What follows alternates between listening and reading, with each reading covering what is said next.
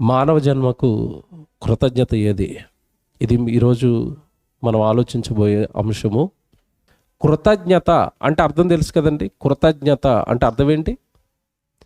అవతల వాడి నుండి ఏదైనా ఉపకారం మనం పొందుకున్నప్పుడు వెంటనే తిరిగి వాడిని ఆ ఉపకారాన్ని కానీ వాడు చేసిన మేలును కానీ గుర్తుపెట్టుకోవడాన్ని ఏమంటారు?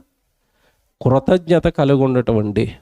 మనిషి సాటి మనిషికి చేసిన ఏ ఉపకారాన్ని కూడా మరిచిపోకుండా తిరిగి మరలా తనకి టైం వచ్చినప్పుడు, తనకి సమయం వచ్చినప్పుడు తన కృతజ్ఞతను అవతల వ్యక్తి ఎడలో చూపించట్లేదా? చూపిస్తున్నాడు. క్రైస్తవులంగా మనం కూడా దేవుడికి కృతజ్ఞతాస్తుతులు చెల్లిస్తాం. ఎప్పుడు? మనకి ఏదైనా లాభం కలిగినప్పుడు, మనకి ఏదైనా మేలు కలిగినప్పుడు, మనకి ఏదైనా సంతోషం కలిగినప్పుడు దేవుడికి కృతజ్ఞత అండి అంటాం. కానీ బైబిల్లోనండి ఒక ఆయన గొర్రెల కాపరిగా ఉన్న దావీదును దేవుడు రాజును చేశాడు. రాజును చేసిన తర్వాత అంటే ఒక మాట ఆయన రాశాడండి. 103వ కీర్తన, నా ప్రాణమా, నా దేహమా, మనిషి మానవ జీవితమా, ఆయన చేసిన ఉపకారములలో దేనిని మరొకము అన్నాడు. అంటే మానవుడికి దేవుడు ఏం చేశాడట? ఉపకారములు, సహాయములు. ఇంతకీ ఇప్పుడు నేను అడుగుతాను, మనకి దేవుడు చేస్తున్న ఉపకారాలు ఏంటి? చదువులో పాస్ అయిపోవటం మేలు, ఉద్యోగం రావటం మేలు, లేదంటే ఏదైనా ఆర్థిక లాభం చేకూర్చటం మేలు. ఇవి మాత్రమే దేవుడు మనకి చేసే మేలులు అని అనుకుంటున్నారు కదా. ఏంటండి మనిషికి దేవుడు చేసిన మేలులు, ఉపకారాలు అంటే ఆయన విధానం మరొకలా ఉందండి దావీదుది. 139వ కీర్తన 13, నా అంతర ఇంద్రియములు, నా లోపల శరీర భాగాలు ఉన్నాయి తండ్రి, చాలా ఉన్నాయి. గుండె, ఊపిరితిత్తులు, జీర్ణాశయము, కనబడని రక్త నాళాలు, బోల్డు వ్యవస్థలు నా లోపల, నా శరీరం లోపల మీరు అమర్చారు తండ్రి. నా అంతర ఇంద్రియములను నీవే కలగజేసితివి. నా తల్లి గర్భమందు నన్ను నిర్మించిన వాడవు నీవే. నా తల్లి గర్భంలో నాకు కళ్ళు బిగించిన వాడవు నీవే. నా తల్లి గర్భంలో ఈరోజు తెల్లవారితే పని చేసుకోవడానికి వెళ్ళిపోతున్నాను కదా, చేతులు, ఆ చేతుకు 5 వేళ్ళు, వీటిని బిగించింది నీవే. అలా అర్థం చేసుకోవాలి, అప్పుడే అర్థమవుతాడు దేవుడు.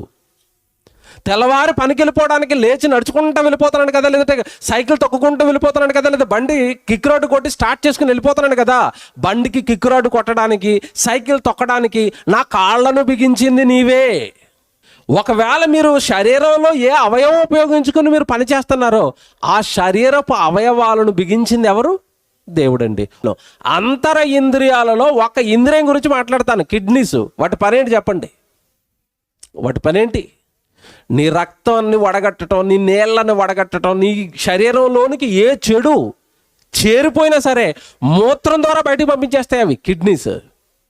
ఈ మధ్యకాలంలో మీకు తెలియదు కదండి, చాలామంది మందు తాగి తాగి తాగి యవ్వనంలో బలంగా ఉన్నప్పుడు ఆ మందు తాగుతున్నా సరే వాళ్ళకి ఏం తెలియదండి.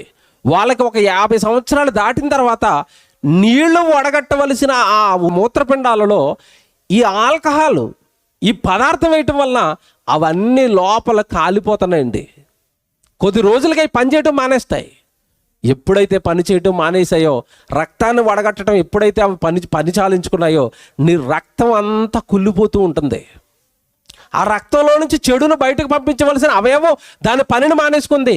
నీ రక్తం అంతా కుళ్ళిపోద్ది. దానికి ఇప్పుడు ట్రీట్మెంట్ ఉంది, ఒక ట్రీట్మెంట్. ఏం ట్రీట్మెంట్ చెప్పండి? డయాలసిస్ అంటారు, తెలుసు కదా.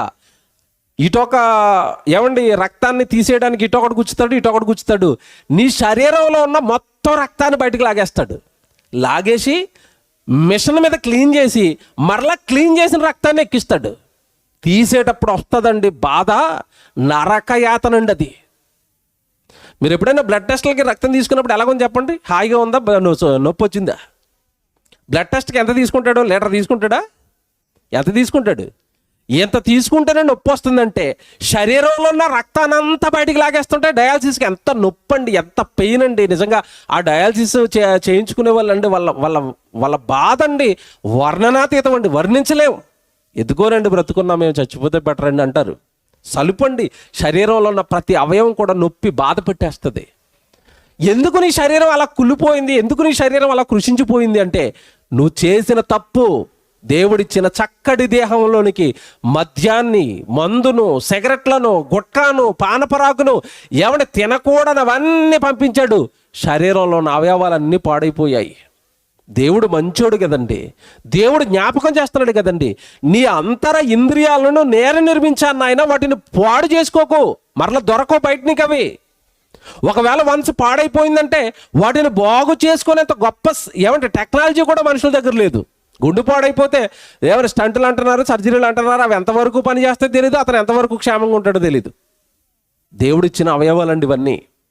వీటి విషయాలలో దేవుడు ఎప్పుడండి, ఏమండి మీకు ఒక విషయం తెలుసో లేదో, డయాలసిస్కి వచ్చేసిన తర్వాత రక్తం అంతా బయటికి లాగి క్లీన్ చేసి లోపలికి ఎక్కిస్తాడు కదా డాక్టర్ గారు. ఎక్కించేసిన తర్వాత అంటాడు, ఏమండి వందనాలండి నా రక్తాన్ని క్లీన్ చేశారు అంటున్నాడు. ఆ కిడ్నీలు బాగున్నప్పుడు రోజు క్లీన్ చేశాడు దేవుడు. ఎప్పుడైనా స్తోత్రాలు చెప్తాడా? ఎప్పుడైనా స్తుతులు చెప్పాడా? ఇవన్నీ కూడానండి మానవ జన్మకు దేవుడు చేస్తున్న మేలులు, ఉపకారాలు. ఎవరికి తెలియవు ఇవి. నీ శరీరంలో రక్తం ఈ నడినెత్తు మొదలుకొని అరికాలు వరకు రక్తం కింద నుంచి పైకి ప్రవహిస్తేనే కానీ నీ శరీరంలో ఉన్న ఏ అవయవం కదలదు, ఏ అవయవం సరిగా పనిచేయదు. ఈ మెదడు మొదలుకొని అరికాలు వరకు నీ శరీరంలో దేవుడు అవయవాన్ని పెట్టాడు. ఆ అవయవం నిలువెల్లా రక్తం ప్రవహించేటట్టుగా చేస్తుంది. ఆ అవయవమే గుండె. Lub dub lub dub lub dub, లాగటం పంపు చేయడం, లాగటం పంపు చేయడం, లాగటం పంపు చేయడం, లాగటం. Very good. నీ శరీరం మొత్తానికి అది రక్తాన్ని ఎక్కిస్తుంది. దీని విలువ కూడా మనిషికి తెలియదండి. మోటార్ ఒక రోజు ఒక రోజు అలా వేసి వదిలేయండి, మోటార్ని ఎక్కించమని పైకి. కరెక్ట్గా 24 గంటలు ఎక్కించేసరికి ఏమైపోతుంది చెప్పండి? అది మాడు వాసన వస్తుంది. ముందు మాడిపోయాను నేనని చెప్తుంది. నువ్వు అక్కడికే ఆపట్లేదు అనుకో, మాడు వచ్చిన తర్వాత కూడా కాలిపోయిద్ది. ఒకరోజు కాలిపోయిందా నీ మోటారు? గుండె ఎప్పటి నుంచి నీకు రక్తాన్ని ఎక్కిస్తుంది చెప్పండి? ఎప్పటి నుంచి? నువ్వు తల్లి గర్భంలో పడినది మొదలుకొని నువ్వు చచ్చిపోయేంత వరకు నీ శరీరంలో ఉన్న రక్తాన్ని అంతా ఎక్కిస్తూ దింపుతూ ఉంది అంటే నిజంగానండి ఎలాంటి మోటార్ బిగించాడండి ఇక్కడ. మానవులకు సాధ్యమా ఇలాంటి మోటార్ చేయడం? మనిషి అన్నవాడు ఎవడైనా 24 గంటలు 60 సంవత్సరాలు పనిచేసే మోటార్ని తయారు చేయమనంటే ప్రపంచంలో ఎవడోలాంటి అవుతుందా? అలాంటి అంతర ఇంద్రియాన్ని బిగించాడండి దేవా. నేను బ్రతుకున్నానంటే నా గుండె పని చేయటం తండ్రి, మీకు నిండు వందనాలు, స్తోత్రాలు. ఒక్కడు చెప్తారండి? చెప్తున్నారా? మనలాంటోడు కాదండి దావీదు. నీవు నన్ను కలుగజేసిన విధము చూడగా భయమును ఆశ్చర్యమును నాకు పుట్టుచున్నవి అందరూ బట్టి. ఈ పదవంటలు ఏం చేసుకోండి. నీవు నన్ను కలుగజేసిన విధానాన్ని బట్టి, నాకు గుండెను అమర్చిన విధానాన్ని బట్టి, నాకు ఊపిరితిత్తులు అమర్చిన విధానాన్ని బట్టి, ఎవడో చూడలేనని రంగులు చూడడానికి నాకు కళ్ళు అమర్చిన విధానాన్ని బట్టి, నా నోటిలో మాట పెట్టిన విధానాన్ని బట్టి, నా నోట్లో పళ్ళు పెట్టిన విధానాన్ని బట్టి, నా దేహంలో ఉన్న నిలువెత్తు అవయవాలన్నీ కూడా కొన్ని కోట్ల రూపాయలు ఖరీదండి. ఈ అవయవాలలో ఏ అవయవం మీరు బయట కొనుక్కోవాలన్న కోట్లు. మానవ దేహం విలువ తెలుసా? కొన్ని కోట్లండి. ఎప్పుడైనా శరీరాన్ని చూసుకుంటే భయం వేసిందా? ఒక్కసారి మిమ్మల్ని మీరు చూసుకుంటే భయం వేస్తుంది. ఎప్పుడు? పోస్ట్ మార్టం జరిగిస్తూ ఉంటారు. పోస్ట్ మార్టం అంటే ఏంటి? ఇదిగో నడినెత్తుంది కదండి, ఇక్కడండి రాళ్ళు పగలగొట్టడానికి సుత్తి శానం వేసి కొడతారు చూసారా? అలాగే ఇక్కడ వేస్తాడు ఒకటి. ఇక్కడి నుంచి ఇలాగ వేసండి, ఇలాగ కరెక్ట్గా ముక్కు దగ్గర నుంచి ఇలాగ కిందకి ఇలా కట్ చేసి ఒక్కసారి ఇలాగ ఓపెన్ చేస్తాడు బాడీని.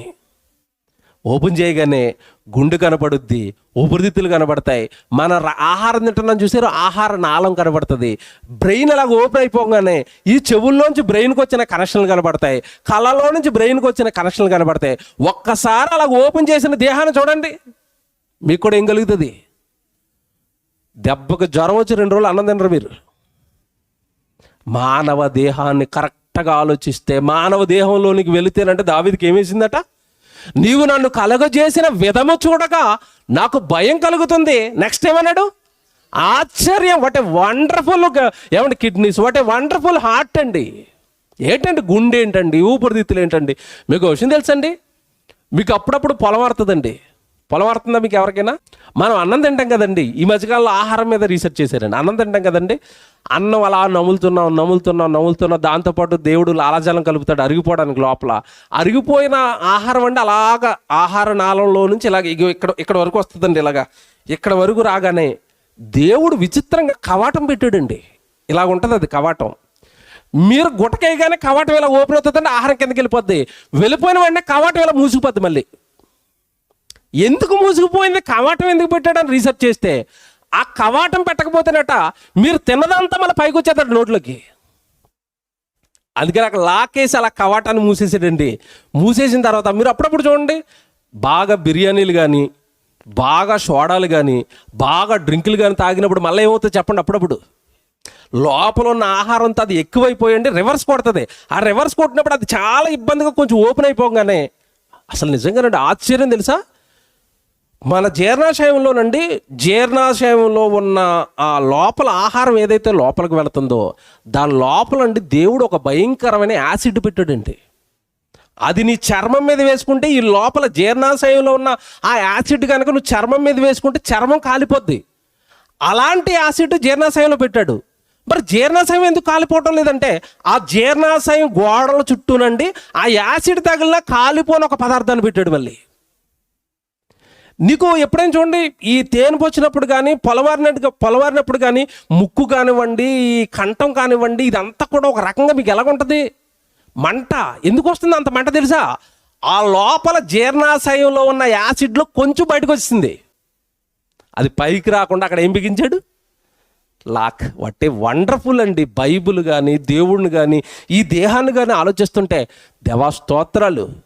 ఏమంటే ఇప్పుడు టెక్నాలజీ వచ్చిన తర్వాత కళ్ళతో ఇవన్నీ చూసండి, ఈ సైన్స్ వచ్చిన తర్వాత ఇవన్నీ తెలుసుకున్నాం. కానీ దావీదు ఎప్పుడు తెలుసుకున్నాడట? ఏమి లేనప్పుడే. వింటుంటే మీకు ఎలాగుంది చెప్పండి? ఇవన్నీ వింటుంటే ఎలాగుంది? ఆశ్చర్యం. దావీదు అంటున్నాడు, నీవు నన్ను కలగజేయగా నాకు భయమును ఆశ్చర్యమును కలుగుచున్నది. నెక్స్ట్ వెంటనే అక్కడ ఏమన్నాడు? అందును బట్టి. ఆ పదం మర్చిపోకండి. అందును బట్టి ఇంత చక్కటి జీవితాన్ని నాకు ఇచ్చినందుకు, ఇంత చక్కటి దేహాన్ని నాకు కట్టినందుకు నేను ఏవి తిన్నా అరిగిపోవటం ఏంటి తండ్రి? ఏమంటే మీరు పప్పు తిన్నా అరిగిపోద్ది, అరిగిపోయిందా? ఇడ్లీ తిన్నా అరిగిపోద్ది, గట్టి ముక్కలు తిన్నా అరిగిపోతుందా? ఎలా అరిగిపోద్ది ఎప్పుడైనా ఆలోచించారా? లోపల ఏమైనా గ్రైండర్ ఉందా రుబ్బడానికి? ఎప్పుడు మటన్ వేసినా అరిగిపోద్దా? దుమ్ములు వేసినా అరిగిపోతున్నాయా? ఇడ్లీ వేసినా అరిగిపోతుందా? పప్పు వేసినా అరిగిపోద్దా? నువ్వు ఏ పదార్థం తిన్నా అరిగిపోతుందా? ఆహారం అంతా అరిగిపోతుందా శరీరంలో? అసలు ఏమి జీర్ణాశయం అండి, ఏమి అవయవాలండి దేవుడు కట్టినవి. అందును బట్టి నా దేహాన్ని కట్టినందుకు, నాకు ఈ చక్కటి జీవితాన్ని ఇచ్చినందుకు, ఈ దేహంలో నువ్వు కట్టిన అవయవాల కోసం, వాటి పనితీరు కోసం నేనేంటి తండ్రి ఈ సృష్టిలో ఉన్న ప్రతి దానిని అనుభవిస్తున్నాను. నేను అనుభవించినంతగా సృష్టిలో ఉన్న ఏ జీవి కూడా ఈ సృష్టిని అనుభవించటం లేదు. ఇంత గొప్ప జీవితమా? నేనంటే ఇంత ప్రేమ నీకు, ఇంత చక్కటి అవయవాలు దేహాన్ని నువ్వు నాకు కట్టావా? అందును బట్టి నేను నీకేం చెల్లిస్తున్నాను అంటే మానవ జన్మిచ్చినందుకు దావీదు గారు ఏమంటున్నాడు? కృతజ్ఞతలు తండ్రి. దేహం కట్టినందుకు కృతజ్ఞతలు తండ్రి. దేహంలో మీరు జరిగిస్తున్న ప్రతి వ్యవస్థ కోసం మీకు కృతజ్ఞతలు తండ్రి.